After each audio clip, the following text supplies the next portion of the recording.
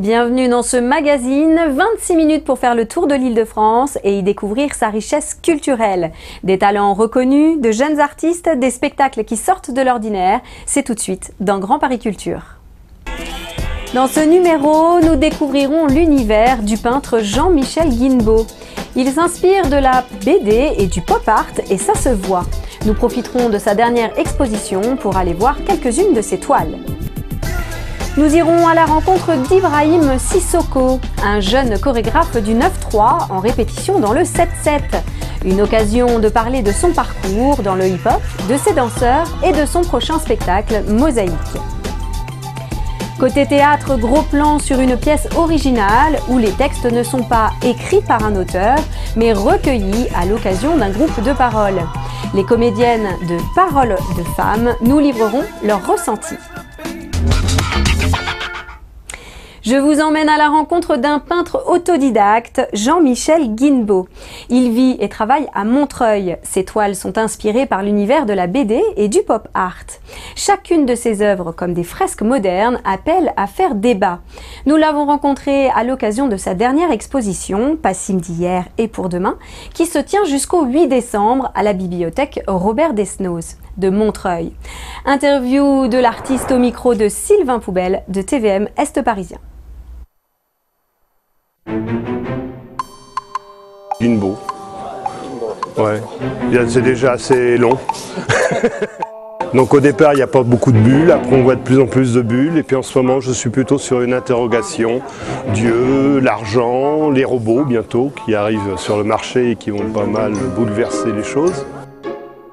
Je parle de tout. Justement, je regardais tout à l'heure au théâtre de Berthelot, tous les ans, ils font un petit speech, ce qu'on appelle sur l'art contemporain. Et en fait, j'ai l'impression que chacune de mes toiles pourrait rentrer dans le cadre de chaque séance.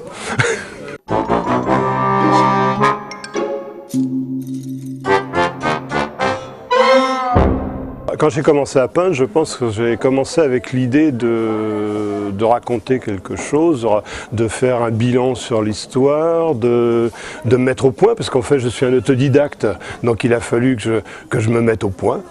Donc, on peut s'en rendre compte sur toutes ces toiles qu'il y a quasiment toutes les techniques qui se mélangent, depuis l'épaisseur de la matière, en passant par l'effet un peu aquarelle, même si c'est de la peinture à l'huile, la bande dessinée, même un peu de matière. Par contre, j'attache une grande importance à ne jamais coller. Ce que je veux surtout, c'est faire un rappel à ce qui a été fait, en me disant les autres ont fait ça. Et ça serait intéressant de ne pas le perdre. Et en ce moment, dans l'art contemporain, on a une tendance aujourd'hui un peu à oublier ce qui s'est fait et même à critiquer sévèrement. La charrette de bouquins, c'est tous les bouquins qui font normalement notre civilisation occidentale. Et puis, il y a quelques bouquins plus récents, c'est Jean Antonio, les élus ne sont pas là, donc je peux taper. À savoir, le pouvoir est dans la boîte à gants. Alors c'est ce que je dis à tout le monde, Tapi il s'est planté parce qu'il n'avait pas le carnet noir, et tous les autres qui ont réussi en général c'est qu'ils devaient avoir un certain carnet noir. Bon voilà pour l'anecdote. Après j'ai Asimov avec l'homme bicentenaire. Alors là c'est pareil, l'homme bicentenaire, cette évolution, ce futur avec les androïdes, avec des robots qui vont bientôt être plus humains que nous-mêmes. Depuis la bande dessinée, en passant par les bouquins d'art, en passant par la politique, en passant, oui bien sûr, ouais, je revendique. Un musée, bon j'aimerais être dans un musée, faut pas avoir plaisanté, mais le musée, il est certain que les gens qui vont au musée, ils vont voir des toiles, ils vont voir de l'art, ils ont des gens qui vont leur expliquer les choses, mais qui vont certainement pas être celles que j'attends d'elles. Alors que je suis ici, je suis dans un milieu où les gens ne viennent pas voir ça, mais malgré tout, d'emblée, ils reconnaissent quelque chose qui les interpelle puisqu'ils sont ici pour. Donc je pense que j'ai plus d'impact sur sur les gens ici que dans un autre endroit. Ça fait quand même 25 ans que je suis dans le milieu, ça fait 25 ans, je vois pas trop de peinture qui me ressemble, au moins dans la démarche.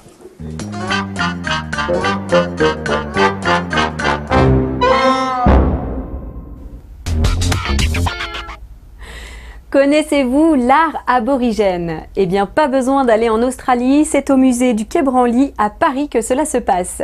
L'exposition aux sources de la peinture aborigène nous entraîne au cœur du désert central australien pour y découvrir l'un des mouvements de l'art aborigène. À travers 200 tableaux et 70 objets, on assiste à la naissance d'un courant pictural majeur apparu au début des années 70. Cette exposition est une première en Europe, un sujet de Christophe Rigaud.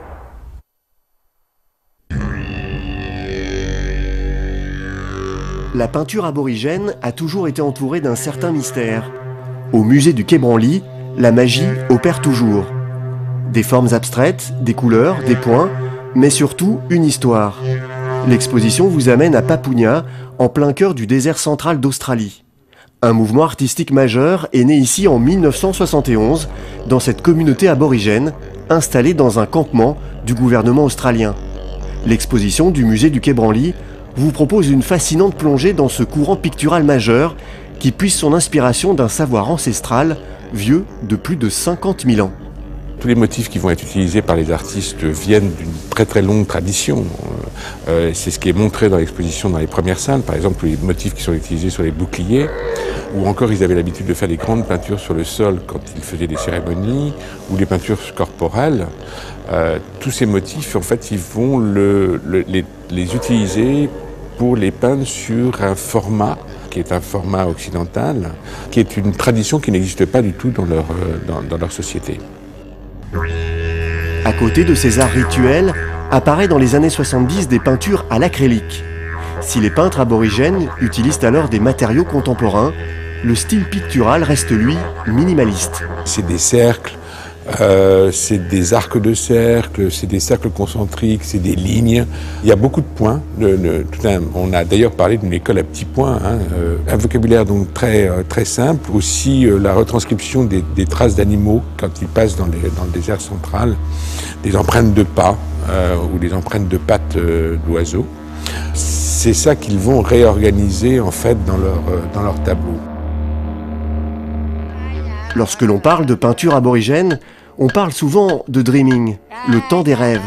Chaque aborigène est attaché à un ou plusieurs rêves liés à un lieu spécifique ou à un itinéraire sur le territoire. Suivant la croyance aborigène, tout ce qui est un site particulier, qui peut être par exemple un amas de pierre, un trou d'eau, une cuvette, le fait qu'il y ait un ensemble d'arbres ou une espèce végétale particulière qui pousse en tel endroit, est le résultat de l'action d'un ancêtre qui est un ancêtre mais qui continue à vivre et qui continue à avoir des actions sur le monde.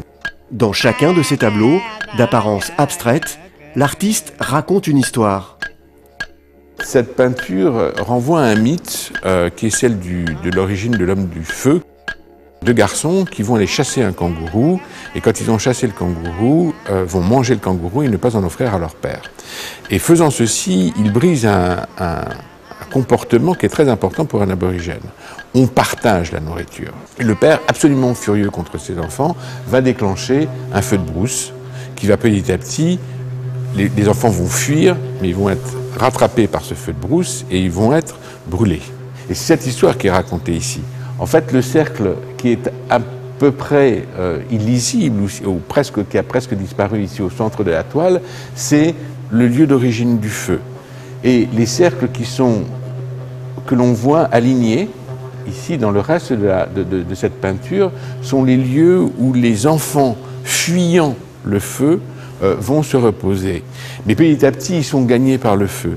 Et le feu, en fait, il est marqué par ces zones brunes à point noir ou à point blanc qui vont s'étendre sur la toile et qui sont en fait la fumée. Alors Clifford Possum, de façon très intelligente, ne représente pas le feu parce qu'il ne sait pas, il peut pas, on ne sait pas très bien comment représenter le feu, mais ce qu'il représente, c'est la trace du feu qui s'étend sur le paysage et qui petit à petit va envahir tout le paysage.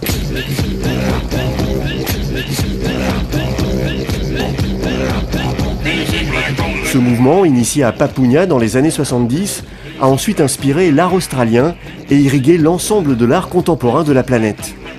De cette communauté ont émergé des artistes aborigènes majeurs qui font désormais référence.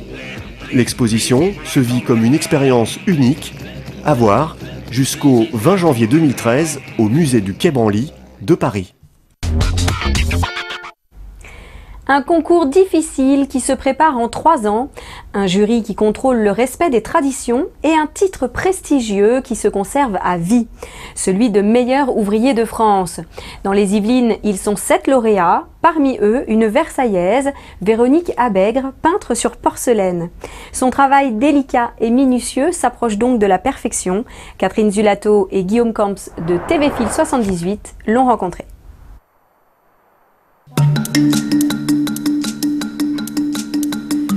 Un dessin, presque une photo sur porcelaine, un sens du détail inné.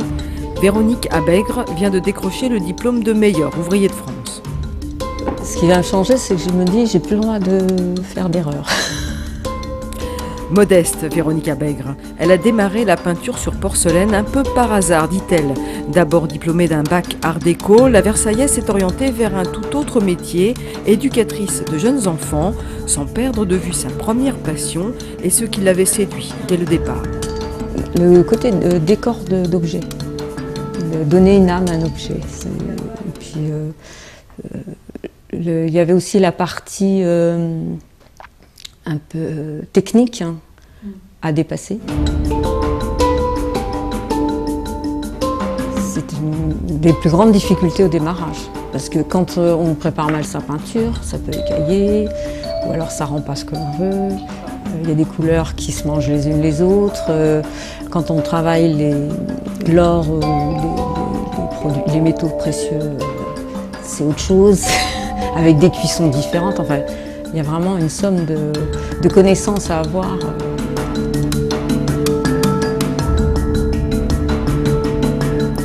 De loisirs, Véronique en a fait un métier très prenant. Je ne compte pas mes heures. La pièce de concours là, qui est là, ça se base, j'ai mis plus de 250 heures, sans compter tout le travail d'approche en fait, pour savoir ce que j'allais faire. Enfin, voilà, j'ai passé 2 mois dessus avant de me lancer sur la pièce elle-même. Pour remporter le concours de meilleur ouvrier de France qui se déroule tous les 4 ans, Véronique Abègre a travaillé sur ce vase et cette assiette. Un travail à l'or, à la frise, avec des personnages et des paysages, un savoir-faire complet. Oh ben, je suis contente parce que ça me permet de me dire, bon, je suis un Mondimbo. Voilà.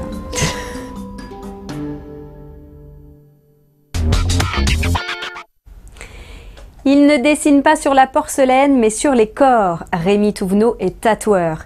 Il est installé depuis une vingtaine d'années à Étampes et exerce dans le monde du tatouage depuis 30 ans. Cofondateur du syndicat national des artistes tatoueurs, il revendique son statut d'artiste à part entière auprès des administrations. Tout le monde connaît Tintin à Paris, eh bien en Essonne, c'est Rémi, un sujet de Martine Guégan de Téléson.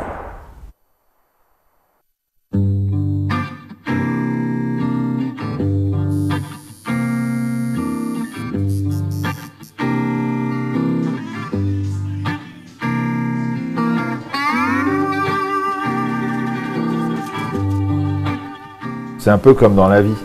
Le monde du tatouage est peuplé d'individus différents, avec des mentalités différentes. Et c'est vrai que, bon, bah, y en a comme moi, on est bons pépères, tranquilles, puis il y en a d'autres qui essayent d'avoir une image un peu plus dure, un peu plus... Bon, en général, les tatoueurs, c'est des gens assez cool, calmes, à l'écoute de l'autre. Enfin, tout au moins, c'est comme ça que ça devrait l'être. Le tatouage, c'est un mode de vie en fait. Moi, je vis que pour le tatouage, je mange grâce au tatouage, je vais en vacances, je pense qu'au tatouage, je vais chez les tatoueurs, je vais au restaurant, je vois un dessin sur la nappe, je pense au tatouage. Je pense que quand on est tatoueur pratiquement même, il n'y a quand on dort. Et encore, des fois, on doit rêver de tatouage. Je me suis fait mon premier tatouage, j'avais 12 ans.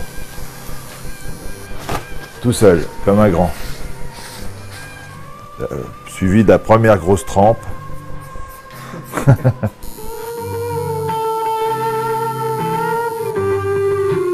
Il y a plein de tatoueurs qui sont de véritables artistes. Comme on fait des créations, on devrait être reconnu en tant que tel. Malheureusement, la Chambre des artistes ne veut pas de nous. En fait, avec Tintin, donc le tatoueur parisien, un jour on s'est réunis et on a décidé de créer le SNAT, le syndicat national. On n'avait pas de statut, on voulait nous imposer des règlements qui allaient complètement à l'encontre de la pratique du tatouage. Le SNAT, ça fait 7 ans ou 8 ans que c'est parti, je ne sais même pas la date exacte. Et puis c'est Tintin à Paris qui est le président. C'est le chef de file. Moi, je suis trésorier. Souvent, on nous demande les raisons pour lesquelles on se tatoue. En fait, les raisons sont multiples. Il y en a, c'est par souci d'esthétisme. D'autres, simplement pour des symboles. D'autres, je ne sais pas, peut-être pour avoir mal. En général, quand on demande à un tatoué pourquoi il le fait, il a beaucoup de mal à répondre à la question. Moi, je serais bien capable de dire pourquoi je me tatoue. J'aime ça, je suis pas maso. Mais j'aime bien le tatouage, c'est une passion.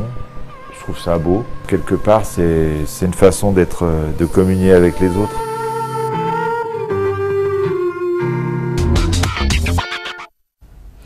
De la danse maintenant avec Ibrahim Sissoko. Ce jeune chorégraphe mène sa barque depuis 10 ans dans le milieu de la danse hip-hop. Il vient du 9-3, un petit jeune du centre aéré, aujourd'hui grand gaillard trentenaire. De nombreux spectacles à son actif, le dernier, Mosaïque, se répète en Seine-et-Marne. Ce spectacle de danse a déjà beaucoup tourné et il tourne encore en Île-de-France. Prochaine date fixée au 26 janvier à l'espace Coluche de Plaisir. Gaël Le Boulanger de Canal Coquelicot 77 a assisté à une répétition.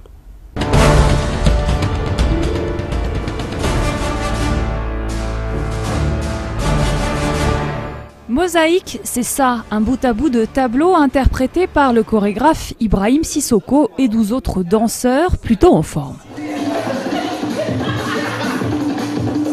Les danseurs connaissent par cœur les chorégraphies du spectacle, il a déjà été joué plus de 400 fois. Pourtant, cette séance de répète n'a rien d'une routine, ça se voit, chacun cherche. La gestuelle, c'est un des axes principaux du travail d'Ibrahim. Et s'il y a une ligne directrice, c'est bien chaque danseur qui va écrire le mouvement précisément. On aime bien retravailler, réinventer des mouvements pour avoir toujours cette sensation de ne pas trop réfléchir en dansant.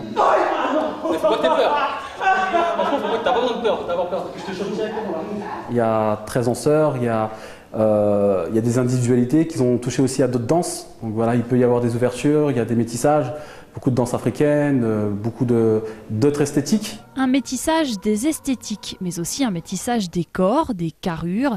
La création se nourrit des différences. Moi, c'est Mined, je danse depuis 98.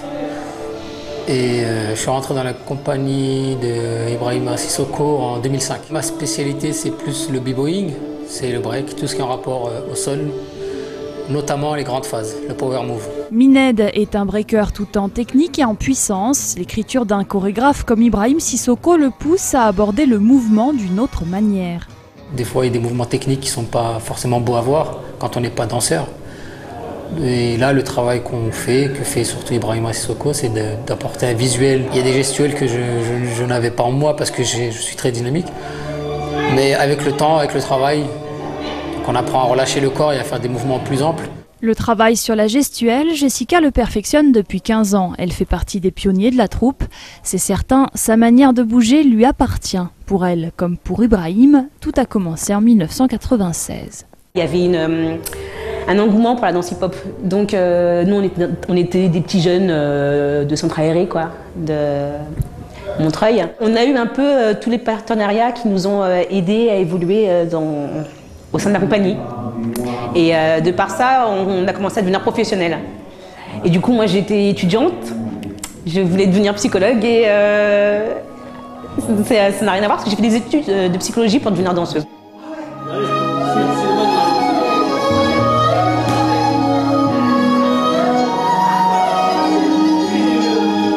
La mosaïque est aussi musicale, Égypte, Asie. Les sons se mêlent aux gestes. Si la troupe revendique sa référence au hip-hop pur et dur, elle n'hésite pas à utiliser des musiques presque enivrantes. On met autant de temps à travailler la musique que la danse. Voilà, c'est des arrangements, on prend des musiques préexistantes, on les retravaille selon le propos. Et voilà, on essaye de rendre la musique malléable autant que le corps, autant que la parole. Ici, chaque identité est au service du collectif. Mosaïque parle de la relation à l'autre avant tout. Un spectacle grand public, comme toutes les propositions d'Ibrahim Sissoko.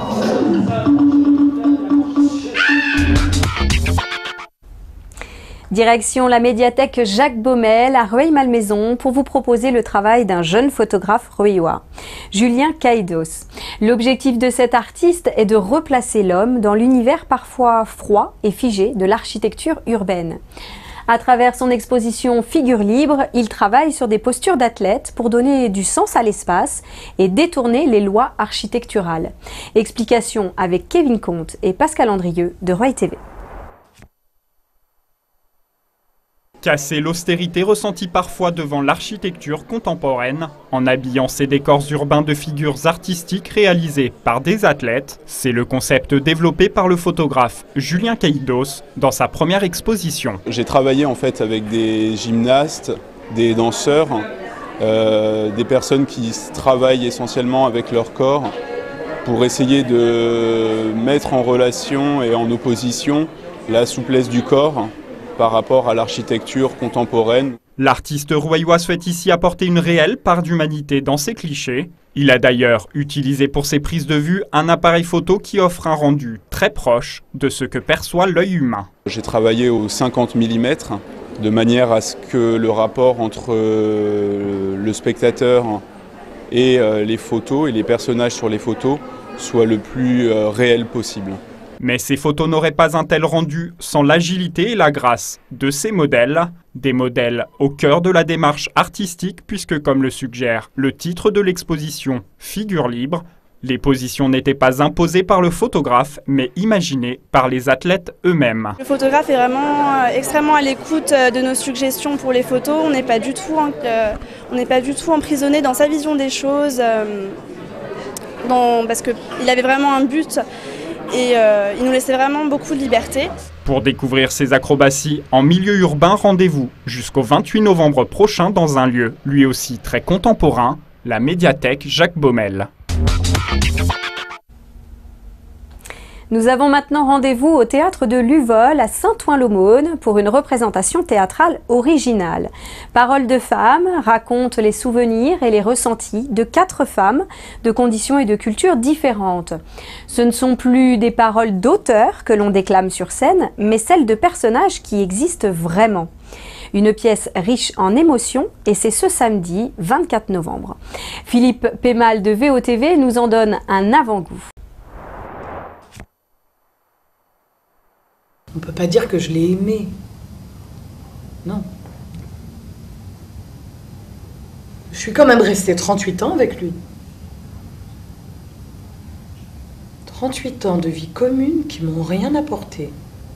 Femmes, mères, épouses, de tout âge, de toute origine et de toutes conditions, elles parlent de leur quotidien, de leur vécu, de leur histoire.